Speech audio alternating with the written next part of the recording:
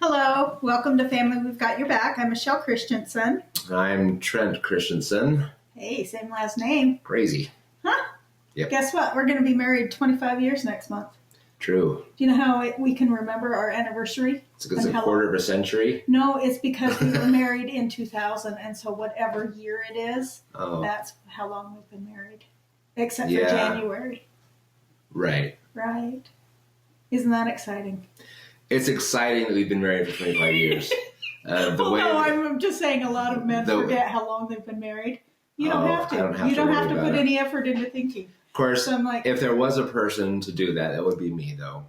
Because to forget? To know. To know, because I'm really good at subtracting. Okay, so the really reason we're having this stupid conversation for a reason, because we were talking about thinking, right? Yeah. Okay. So I know we've talked about this before in one of our podcasts, but I wanted to talk about it again because of how important it is. And if you didn't see the other podcast, we're not talking about thinking. We kind of are. We're talking about thinking before you speak, right? Yes. And that's kind of important, I think. There's that word again. There it is. And so, so we'll just get started. The definition of think, there's like lots, right? But the ones I chose for this specific episode were to form in the mind. So something that's in your head is a thought. It's thinking. Yeah. Right? Yeah. Or to have an intention. It's your motive, your intent of how you want things to happen, right? Yes. Or whatever. It's like, this is something good to say. I'll say it, right? Yeah. Let's hope, because if we don't plan out what we're going to say, like, I don't know how to explain, not plan out, but more just consider what you're going to say before you say it, the results are a whole lot better than if you just... We always need to be aware of the consequences of this ability to speak. Yes. And it's so easy to fall into traps because of people's histories and not necessarily... Just so many misunderstandings. So many misunderstandings. And we all have been... I would dare say that everybody has been a victim of their own words. Multiple times. Every day. Nobody goes out to say something and thinks, I want to be misunderstood. No. It's not the goal, right? And sadly, some people go out there to purposely be hurtful. Yeah. And that's the saddest story of all. You want to wound with your words and actions, and like internet people who just are anonymous and they say these nasty things about people and then they run away and, cause this huge argument. It's like, why would you want to be that? All of a sudden, I don't understand. I had a memory of You've Got Mail. That's that awesome rom-com from whatever. Oh yeah, and Ryan and Tom Hanks. You can't go wrong with them. And what were your thoughts? The story was, she was always not able to get the zinger out. Right. And then the one time that she can, she instantly regrets it. Yeah, I talked about that before when I was saying, "Ooh, I always regret when I get the zinger in," and it's not fulfilling. You want to be like that debater that can always say the thing that is impactful, or if you're in an argument, you want to be the cutter, right? And it's like, that's not the life I want. No. I don't want to leave someone and have them think, well, that ruined my day. Right. I want them literally, to think, right? that made my day, right? You want them to have a better day because they were around you. Yeah. That's my philosophy of life anyway. And truthfully, if that's not your philosophy, that's fine. But no. No, it's not.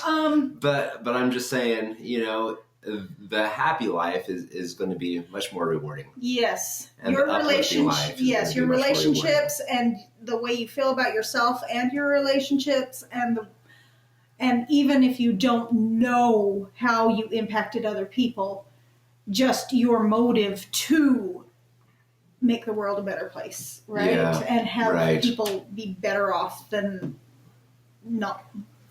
worse off having been around you. That's a way more fulfilling and uplifting and creative way to be than being a destroyer. You know? Yeah. It takes forever to build, seconds to destroy, right? Completely. And so if you want to be someone who leaves a good mark on the world, it is wise to think before you speak. And so we have this acronym that's THINK, and the T stands for, is it true? Right? So people think, oh, what little white lies. Right. You can not hurt people's feelings and still say true things. Yeah. And what's the question that men always say it's okay to lie about? Ladies, wait. Does does this make me look good? Or does this make me look whatever? Fill in the blank. Does this make my bottom look fat? Right? Yeah. And you don't have to say yes or no to that question. You can say that outfit is flattering or that outfit is not flattering. You don't have to fall into the trap. Yes, that outfit makes your butt look big. That's not the way to answer that question.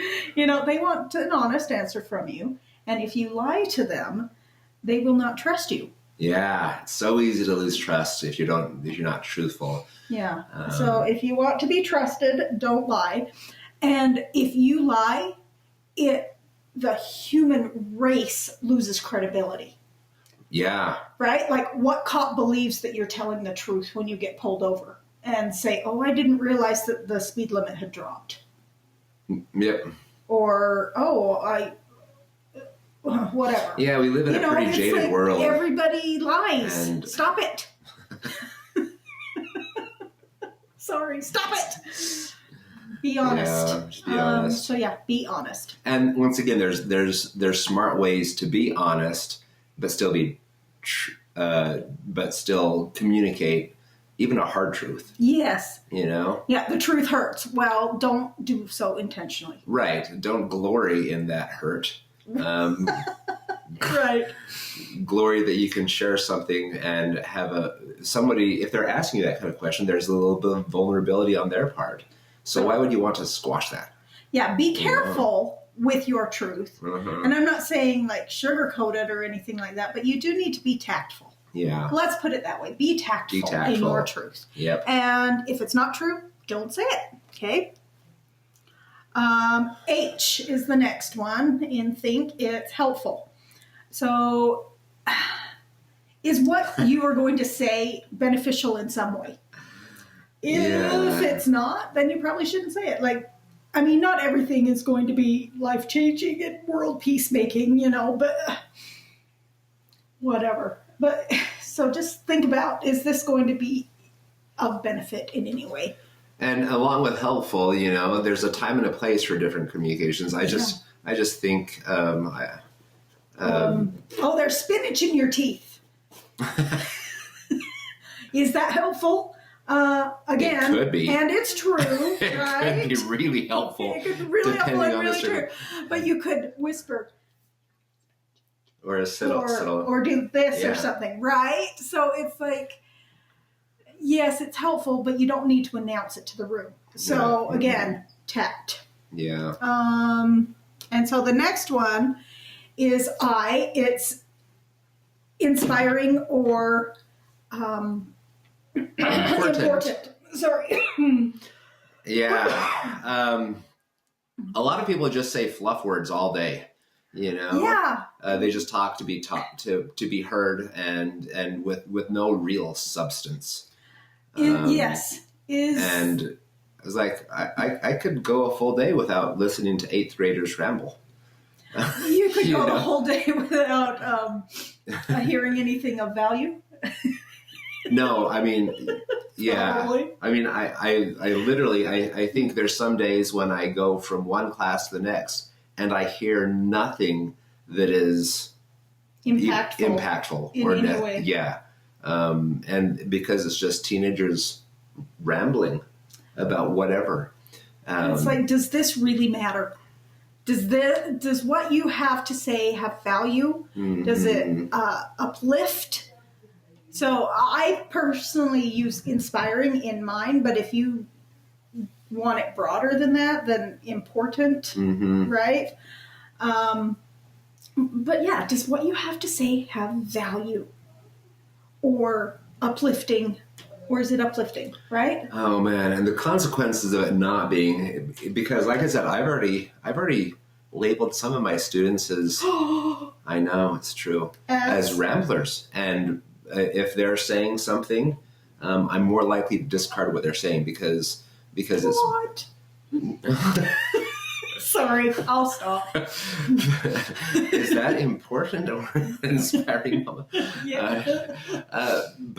But it's like, it's the, I can't remember the parable where you say the same, you say so many things. Gosh, I'm losing it. Wolf in sheep's... Yeah. Don't cry wolf. You're crying wolf, basically. It's like if you were just rambling all day long, nobody's getting in one ear and out the other. Then people are just going to learn to ignore you. Yeah. Yeah, so when you speak, there's the movie called Pure Country with George Strait. And the old man says, you guys talk too much or something like that. And the breakfast was basically silent. And it's like, we know she was slower. Everybody knows she was slower. Everybody knows this and everybody knows that. There's no need to say it. It's like, wow, what you feel needs to be said is a whole lot less than, everybody else on earth. But it was really impactful for me because it was like, when you speak, it needs to be impactful in some way. In that it conversation needs to be. I guess what I'm saying is he didn't believe in small talk. He was a hardworking farmer, rancher, and if you're going to communicate something, it has to be important. There's too few hours in the day to waste it with this rambling rubbish. Yeah, and however, I believe conversation can improve relationships, but if it's all surface nothings that don't matter, then you're not really deepening your relationships. No, right, yeah. Right? So it ties into the next one. Is it necessary, right? So the important, necessary, they tie in together. Does it need to be said? Is it... Is it what you actually want to say? Is it important? Is it necessary? Is it, does it leave an impact? Is it crucial information? If it is true and crucial, then you should probably say it, even if it hurts somebody's feelings. Yeah. Again, you should be tactful. But if it needs to be said, it needs to be said. For instance, your child is late for curfew, right? Yeah. Something needs to be said. Yeah. You are the parent. You need to correct that behavior. Now, if it's not someone who's underneath your care, then that we enter in a whole completely different realm. Yeah. Is that your purview? Is that in your stewardship? If it's with a trusted friend, you probably can feel safe. But if you're just a stranger on the sidewalk saying you're late, you better be home. We have labels for that too. A Karen. So we've kind of got a Karen in our neighborhood, and it's like so hard not to get on the neighborhood Facebook page and be like, okay, if you're gonna have you want people to do something, you can't break the law in telling them to obey the law, right? Yeah. And I'm like, is this not obvious to anyone else? That's why your stuff keeps getting vandalized, right? It's like, you kind of need to figure it out. That, yeah. So it's like, yeah. I need to get my message out at all costs. No, you don't. No, you don't. No, you don't have to get your message out at all costs. No, you don't. What is the motivation behind your need? Yeah, right. Right. What are you... So, yeah, you need to evaluate why you feel compelled to say this, right? Mm-hmm. So, before you think it is necessary. Yeah. Before you say it, think about why you think it's necessary. Yeah. So, right. Forward thinking is pretty key in this whole dialogue, you know? Yeah.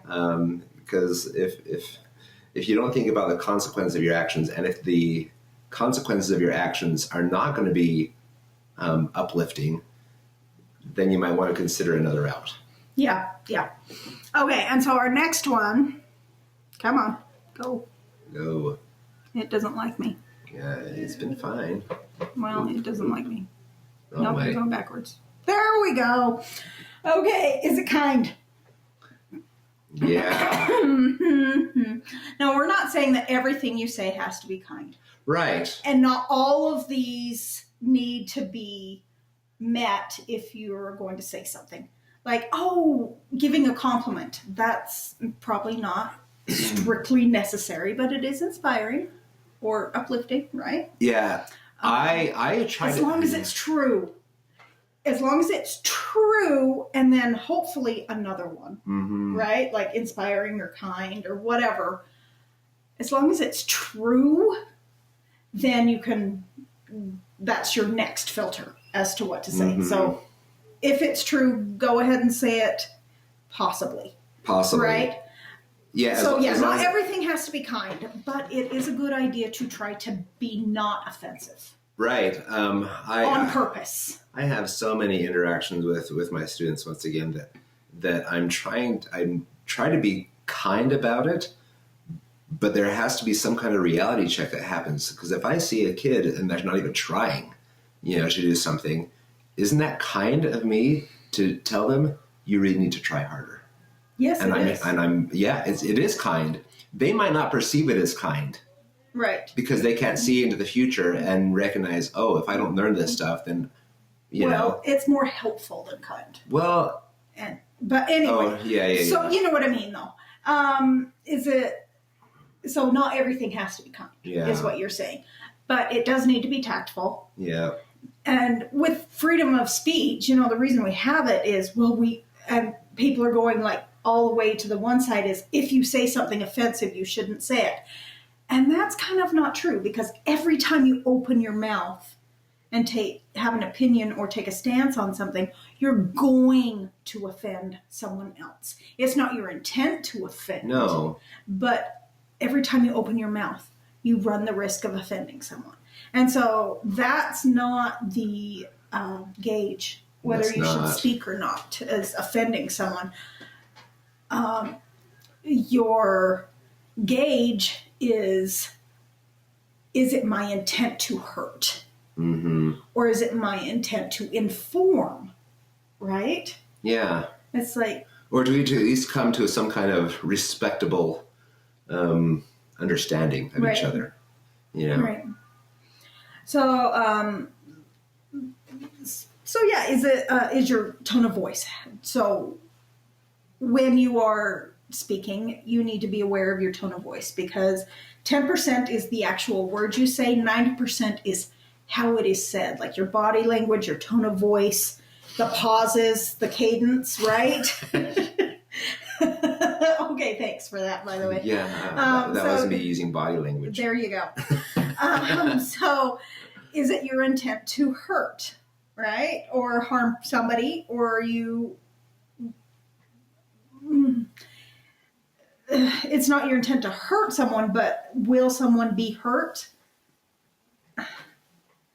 Sometimes things need to be said, even though they will be hurtful. Yeah. And as a parent, it's not your job to be your kid's friend. It's your job to teach them how to be, right? How to become an adult, how to live in this world and navigate the world and leave it a better place, right? That's your job as a parent, is to help teaching your child to not need you anymore, basically. Right. And so there are corrections that need to be made, right? Yes, there are. So is it your intent to hurt? No, it's your intent to be helpful. But, when you're pruning a bush, you're hurting that bush. But cutting off those awful bits. Yeah. So it doesn't grow all funky. But you're helping it grow better, right? When you prune. So just think about that. So yes, in the long run, it is kind, even though it can be hurtful. So yeah, I think we need to have a kindness definition sometime soon. Are you trying to be funny? Like, are you being funny at someone else's expense? Right. Then you probably shouldn't say it. Being funny in and of itself is one thing, but telling a story about someone that makes someone else look stupid, that's not a good story to tell. Don't say it, right? Or are you trying to impress someone and say, look at me, I'm awesome? That probably always will fail. That will, if your intent is to impress, people will see that and be like, yeah, that's not impressive. You're trying. Well, even if it is impressive, they'll think, oh, it's a showboat. You're a showboat. Yeah, they'll think negative things about you. So, how come he keeps on talking about himself? Right? It's arrogant, conceited sort of thoughts, right? Yeah. Or awkward. When you try to impress, it's typically awkward. So there was. My daughter and I were on our way into town, and the radio station we usually listen to was silent. And we're like, okay, that's weird. So I changed the channel to something I'd never heard before. And it was this call-in show where I've been ghosted. Can you help me get closure or see if, help me communicate with this person? And so first of all, I'm thinking only dorks will use this service, right? Because it's a radio station. Because, get a clue. Just they ghosted you, move on, right? But apparently not. And so they called this girl, because 3 dates, and she ghosted him. And he's like, but she was so cute and giggly during the date, and then all of a sudden, nothing, right? And so they called her, and I was like, oh. Recipe for disaster. Right? And so they said, okay, so why did you ghost him? And she's like, well, he's a juggler. And they're thinking, what does that mean? Yeah. Like, what? There's does he have too many girls? Figure or of speech. No, he actually balls and clubs and juggles, right? And she's like telling about how they go on a walk and he says he's a juggler, and when they get to the parking lot, he opens up his trunk and out comes all this juggling stuff, and he's like 10-minute performance. And she's like, it was just awkward, right? You're so good at this. And then they're like, he's on the line, and she's like, oh, you guys are so making this worse, right? And he's like, well, yeah, it's an awesome talent. And they're like, do you want to continue a relationship with him? And she's like, no. And he said, well, then that's on you. Oh, man. You didn't tell me that part. Oh. It's not about the juggling, people. It's that he made her feel awkward and didn't notice. Yeah. Right? That's on you. No, it's on you, nerd. Right? Was that helpful? Yes. Necessary? Yes. When people are nerds, they need to know so they can fix it, right? I want to know when I've been a nerd. Anyway, so I'm just saying. I'm not trying to be a jerk. I'm just saying, be aware of what you're saying, because it may make someone feel awkward. Be aware of the impact you are having on other people, so that when you're ghosted, you know why. You know why, right? It's like, if he had just noticed that she was awkward or feeling awkward and stopped, they could have probably had a really good relationship. Or maybe if he would have said, would you like to see? Right? Mm-hmm. Or done it for a minute and said, would you like to learn or try? Right? Yeah. Involve her in it instead of this 10-minute performance in a parking lot. It's like, and she's standing there like, do I applaud? Like, It's just awkward. This is weird, right? And so it's not the juggling dude.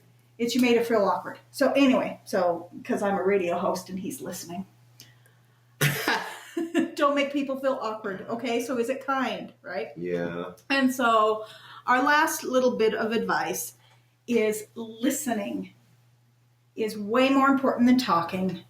So if you feel the need to speak, make sure it's at least true and hopefully at least another one of the THINK acronym characteristics. Yeah.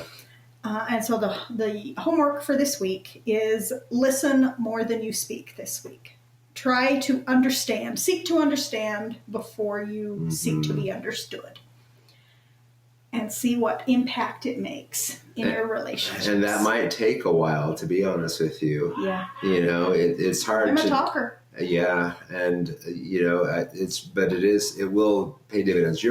If you're just in the mind where, oh, I have to respond immediately, that's not necessarily true. You know, you can wait, you can think, you can do those things that are good and will build a relationship. Well, and also like be an active listener. Don't just stare. Yeah. And I want feedback when I speak. Yes. Right? And I have to say a lot. My kids are like, Mom, why do you always say that? Of course I understand what you mean. It's like, well, because I want feedback from you. I want to see that you're listening and you're understanding. I want a communication, not just me talking at you, right? So be an active listener, but don't interrupt. Oh, that's such a bad habit I have. Don't just, they're talking about one thing and you jump in with a story that's similar or correlates, right? No. I must contribute now. You sounded I like just did. your brother. Oh, that's not Anyway. Anyway, so yeah, just work on your listening skills. I know the whole thing we talked about this week was thinking when you speak, but also practice listening. So think and listen before you speak this week. Okay, have a wonderful day. Yep, Bye-bye. Bye.